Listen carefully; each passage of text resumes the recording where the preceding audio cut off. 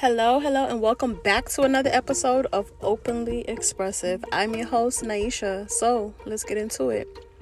Y'all, what a day I've had. So, you know how you get your intuition and something's telling you not to do something? So, I had that today.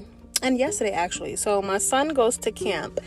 And my daughter didn't have to go to her situation today, her camp or whatever today, because her parent or whoever couldn't come ride on the bus with her. So I left her home, and I kept getting the intuition to leave my son home. But you know how we never listen to ourselves through anything. And I also feel like that's God speaking to us, giving us a little hint of what that day might be like. And he's like, listen, I think y'all should stay in the crib. But we don't listen. So against my own intuition, I sent him to camp anyway.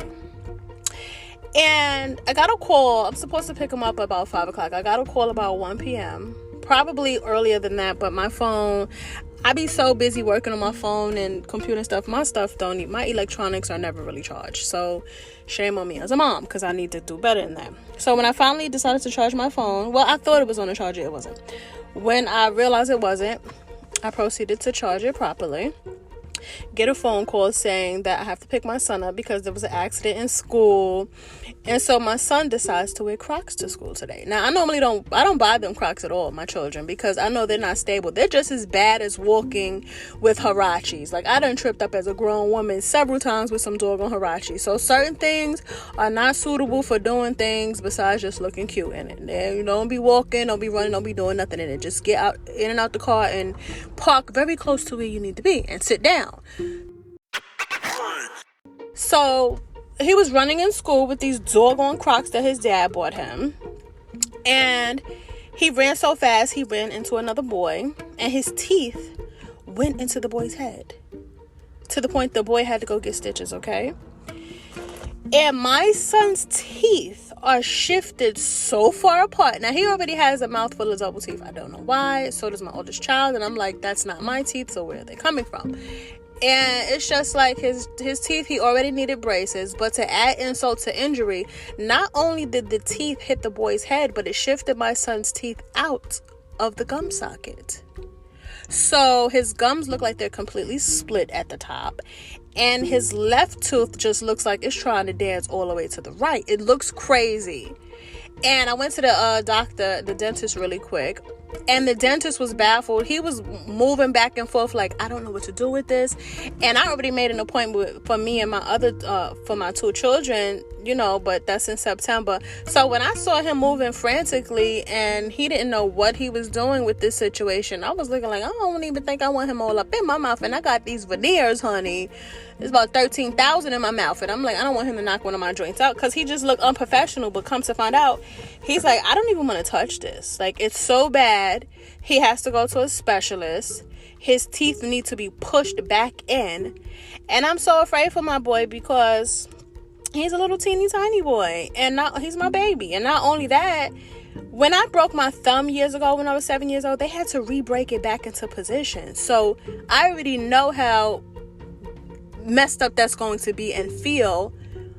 Like, I'm so afraid for him. So I can only imagine what he's going to feel. So I had to give him, get him some medication to ease the pain for now, because the specialist that they referred me to, they're not even taking any new patients. So I'm calling all around for different specialists. No one's answering. They refer me to the ER. I talk to the ER. They're like, oh no, we have to send him to a specialist. So it's like, people don't even care if people are children. Like, even if they're children and it's a traumatic situation, that's what was put on the referral, trauma. You're not even going to squeeze the little boy in. Like, adults, we can kind of freaking deal with some pain. I mean, women, ladies, let's be for real. We have children. I had 3 children. I gave birth to my 3 children without any epidural, without any stitches, without anything like that. Straight up and down a G. But that hurts like heck. So imagine a child, you're pushing someone's teeth back into the socket. And I'm telling him, I'm like, son, mind you, I knew he wanted to wear these Crocs. He was thirsty because today was Wacky Tacky Day. And you have to wear the craziest, most absurd things. And I was like, son, please, if you're going to wear these things that your dad bought you, please do not run in Crocs. Those are not running shoes. He doesn't listen anyway. My daughter told him that someone busted their behind in some Crocs to not run. He didn't listen anyway, because boys will be boys. Like, you can tell a boy what not to do. I mean, children, period. Even people. I mean, adults. Let's be for real. You can tell someone not to do because you have either experienced it yourself, or you just know what the outcome will be, and they will not listen. I don't understand what that is with people, where you can tell them up and down, especially if you've been through it. So firsthand, you're like, listen, I don't think you want to do that because it's going to go this and that way, because I've been there, done that, and it ain't worked for me. And I don't know if people are like, well, listen, look, that's you. I'm going to do me, and maybe y'all override all that BS you talking about, but I'm going to do what I want to do. And then when the event happens and there's nothing good behind it, you're sitting there looking stuck on stupid. Now he's sitting here in agony, have to eat mashed potatoes and all this other stuff. And I'm just like, was it worth the cracks? Not even cracks.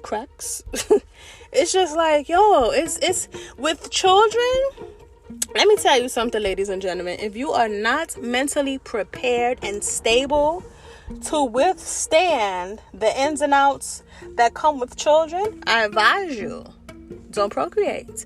Because you have to be very strong mentally and physically to chase behind them. But you have to be very strong mentally to raise children. So I had to do all this running around today. Mind you, I kept telling my mom on the phone, like, Dad, I be in the streets, but I'm itching to go out in the streets today. But I was like, let me rest, because I was working for damn near 24 hours the other day. I created 28 composition books. I have to ship that to Amazon and all this. Like, I've been grinding, y'all. So today I was like, let me take a rest. I think I took a little bit of rest. I didn't even nap, but I just had my body at ease. And then when I got this call, of course I became frantic. At first, I'm not even gonna lie, I was yelling at him like, why did you not listen? Because sometimes as parents, you snap because you knew what the outcome would be. And I'm telling him, do not run. Like, I don't even run in slippers. Even when I'm in my house, if I have on some wedge slippers, they're really cute, but I dare not run. I'm not even going to take a little hop, skip, and a jump, skip nowhere real quick. Even if I got to pee real bad, I'm not about to do it, especially at my age, girl. I don't need to be falling. But I just feel really bad for him. He's knocked out on my bed. I'm going to let my big old baby, my 11-year-old, sleep with me tonight. Because, you know, mother's love is healing also. But y'all, if y'all knew what this thing looked like, you know it's bad if they say, listen, you gotta get up out of here. I can't handle him. It's too much for me. I've never seen this before. That's basically what it was. Because I've never seen it either. It's like, I think it's like a step away from if someone was about to get their teeth knocked out in a fight and it just didn't come out. And it's not dangly. It's not wiggly. It just looks like his gums are dislocated from his gums and his teeth. But ironically, it's not dangling. So I really don't know how to fix this. And they're telling me basically it's crunch time to get this situation fixed, because otherwise his teeth will continue to form and it will look like a freaking walrus, because his teeth are very long now. And I'm just like, what is going on? I've never seen that before. Like, I'm so baffled. I don't know what to do for him. I'm calling all over the place, and either people are not knowing what to do and sending me the runaround, and when I call the said runaround, they're giving me a runaround again, or no one's picking up the phone. And I'm just like, yo, you know, when your kids hurt, you hurt too.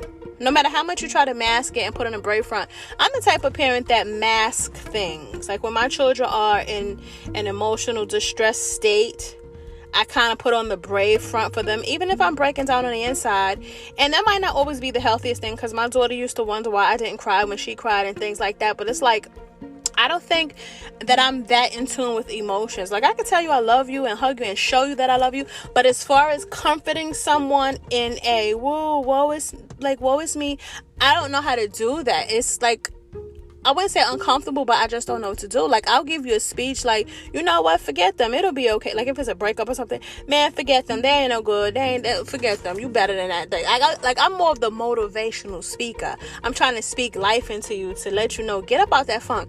But I guess that's AKA tough love to some people, and I don't mean to come across that way. I'm just trying to big you up and let you know, listen, you'll overcome that, don't sweat that. But I guess sometimes someone needs that rub on the back. Of course, I'm going to give you my hugs and my kisses to you. I'm going to give you that. But as far as me in a fetal position with you, I mean, somebody has to be the strong one. So I'm putting on the brave front, and right now I just came back from getting him lots of medication to try to figure out which one is going to work best for him until I'm able to find a specialist. And it's just like, I have to find a pediatrician. I've never even heard of that. I mean, just say pediatric dentistry or something. Put it in layman's terms. But it's just like, I'm in here frantic right now. I have to gather myself, and then when I go back in the house, I have to put on that mom brave front and be strong for him. But my goodness, I can't, like, I even had my wisdom teeth taken out, all four, okay? Because I had impacted wisdom teeth at the bottom, and every time I chew or talk, it would tear the inside of my cheek up, honey. So the dentist was like, just take them out. He didn't even stitch me up properly. But he said, just take them out and also take out the top two also, because when you chew and talk, you don't want those top to be, banging on the bottom. So I'm walking around here with 4 wisdom teeth missing, and I pride on my teeth, like, to the point I paid for veneers, honey. Like, who wants to have their teeth extracted? And I just hope and pray they don't have to take his teeth, because these are his adult teeth, his permanents. I think they are his permanents, because I do remember them falling out, and this is his second set, so these are his permanents, even though he's not 12. But they fell out. The baby teeth fell out, so these have to be his permanents. And man, I hope not. I don't remember how the whole teeth growing thing is, because listen, when you're in your 40s, you done bypassed that already. Sometimes you're in your 40s, your teeth is falling out if you ain't taking care of your joints. So I don't remember, but I think we only get those 2 sets. The babies, they fall out, and then you get the adult teeth. And I really hope that these are not his adult teeth, because this would be so screwed up. Like, so screwed up if they had to, like, take it out. What would he do? He can't be 12, 13, 14, 15, a whole teenager and everything else with no teeth. I would have to give my baby some doggone implants, because I'm not even going to let him go out like that. I would never put no dentures. I ain't going to do him dirty like that. He be in school laughing, talking kiki, playing sports, and his teeth fall out. Do you know how traumatic that would be on him, and that he would be teased forever? No, you're not going to be teasing my baby. So I just hope and pray, guys, that these teeth, oh man, like, I wish I could see it. I'm not even gonna do my son dirty like that and post it. But I just had to vent, y'all. I really had to vent, because this whole parenting thing is no joke. Like, real parents. I'm not talking about the ones that you just push out your kids and pawn them off to your grandparents and this and that because you want to party. Now, it's different if you do it if you're going through something and you need some help and assistance with your children. I'm not going to knock you, because sometimes we go through things mentally where we're not fully prepared or able to take care of our children the best that we can. But I never gave up. I always kept my kids, regardless of what I was going through mentally. But I'm not going to knock those who don't. To each his own. You do what's best for you and your mental capacity and the well-being of your children. But to me, it's just like, when you have kids, you got to put all your selfishness aside. Not the mental, but like, if you ready to run the streets and cater, just cater to men or women or whatever your situation is, and you don't feel like you need to be a parent, then you should not be procreating at all. Don't be selfish and give birth to somebody or impregnate someone, and wholeheartedly you're not going to be there. To me, that pisses me up. Because right now, no matter how tired I am, I took the lazy route, y'all. I was like, damn, I just left CVS with my daughter because she wanted some cold medicine. And I'm like, I didn't even think to get him any Tylenol or Advil or anything, because I really honestly thought I had it home, like I said, if I didn't. And I got there and I'm like, damn, I'm empty. And I was being so lazy from all the running around and the time at the dentist. I'm exhausted and working and things like that, and being a mom day to day, my health and all this stuff. It's a lot going on with Naisha. So I was just like, let me play myself and order it from Uber. And first of all, I tried to order it from Instacart. Instacart be wilding out with it. There's no reason why something for $8 came to $18. And I'm like, we're not about to do that. Because the person, all they're going to do is message me and be like, man, we can't find it anyway. And you got to wait like 7 to 10 business days for your bread back. I'm not about to do it. So I was like, well, let me call Uber. Uber Eats delivers to places now. I called them folks. They was like, okay, I'm about to clock out clock out. I'm sorry, I'm distracted by a vehicle playing me a little bit too close. But they was like, yeah,